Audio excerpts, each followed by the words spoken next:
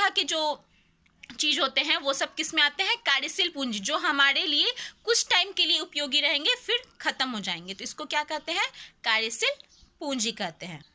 उसके बाद हम अब किस में आएंगे, तीसरे आयाम में आएंगे। तीसरे आयाम क्या है, श्रम। श्रम, भूमि और पूंजी पढ़ लिए, उसके बाद हम किस में आ रहे हैं अब, श्रम। श्रम भी बहुत इम्पॉर्टेंट आयाम होता है, क्योंकि अगर किसी भी वस्तु का उत्पादन करना है तो उसके लिए श्रम बहुत इम्पॉर्टेंट है। श्रम कैसे, अगर हम किसी भी चीज़ का उत्पादन कर रहे हैं, मान लीजिए अगर हम कृषि कर रहे हैं, ठीक है ना, और हमको कृषक का कुछ गुण ही नहीं है, अब हमको कृषि करने के लिए भेज दिया जाएगा तो हम कृषि कर पाएंगे, खेत में जाके हम फसल उगा पाएंगे, नहीं उगा पाएंगे, क्योंकि हमको श्रम करने का उतना आदत नहीं है ना, हम उतना हल उठा नहीं सकते हैं, उतना भारी भारी ट्रैक्टर चला नहीं सकते, उतना झुक झुक के बीज नहीं जो सकते हैं, कर सकते हैं, नहीं कर सकते हैं, तो उसके लिए भी श्रम का जरूरत होना चाहिए। श्रम बहुत इम्पॉर्टेंट होता है कि अगर मजदूर काम ही ना करे, मजदूर श्रम ही ना करे, तो किसी भी चीज़ का उत्पादन हो पाएगा, संभव हो पाएगा, नहीं संभव हो पाएगा। तो किसी भी चीज़ का उत्पादन करने के लिए श्रम की सबसे महत्वपूर्ण भूमिका होती है। कृषि हो या और भी किसी भी चीज़ के उत्पादन के लिए श्रम की बहुत भूमिका होती है, कि हमको जो भी चीज़ करना है, जो भी फसल उगाना है, या मान लो एक पेन उगाना है या एक दरवाज़ा बनाना है, तो उसके लिए भी क्या चाहिए, एक श्रमिक होना चाहिए, एक मजदूर होना चाहिए, तभी हम उस चीज़ का उत्पादन कर सकते हैं। इसलिए उत्पादन के लिए क्या है, श्रम भी बहुत इम्पॉर्टेंट है। समझ में आया। अब हम चौथे आयाम में आएंगे। चौथे आयाम क्या थे, मानव पूंजी। मानव पूंजी क्या है, इसके बारे में अब हम लोग समझेंगे। उत्पादन के लास्ट आयाम, और जो कि बहुत महत्वपूर्ण है।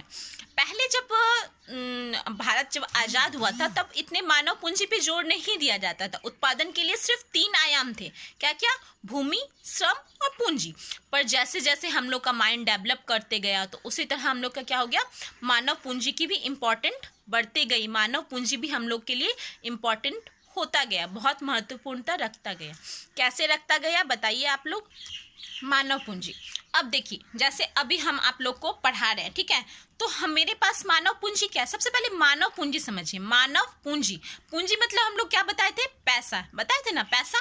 और अभी क्या बोल रहे हैं, मानव पूंजी मतलब पैसा क्या है, एक पूंजी है जो जिसके द्वारा हम लोग कुछ भी किसी भी कार्य को संपन्न कर सकते हैं। उसी तरह क्या है, मानव पूंजी, मानव के पास क्या चीज की महत्वपूर्णता के बारे में बताया गया है। मानव का जो पूंजी है, मानव का पूंजी क्या है, जिसको कोई नहीं ले सकता, उसका दिमाग, उसकी जो कला है वो उसकी पूंजी होती है ना। जैसे कोई आर्टिस्ट है तो उसकी पूंजी क्या है, आर्ट बनाना, ड्राइंग बनाना, वो उसकी मानव पूंजी हो गई। अब कोई डॉक्टर है, डॉक्टर की मानव पूंजी क्या हो गई, रोगी की इलाज करना, डॉक्टर की डॉक्टरी का जो पढ़ाई किया है वो उसकी क्या हो गई, मानव पूंजी हो गई। अब जैसे हम आपको पढ़ा रहे तो मेरी मानव पूंजी क्या हो गई, आप लोग को अच्छे से पढ़ाना, आप लोग अच्छे से समझे, ये क्या हो गई, मानव पूंजी। मतलब मानव जो दिमाग जो है, जो दिमाग की कुशलता का उपयोग करता है जिस कार्य के लिए, वो उसकी क्या हो जाती है, मानव पूंजी हो जाती है।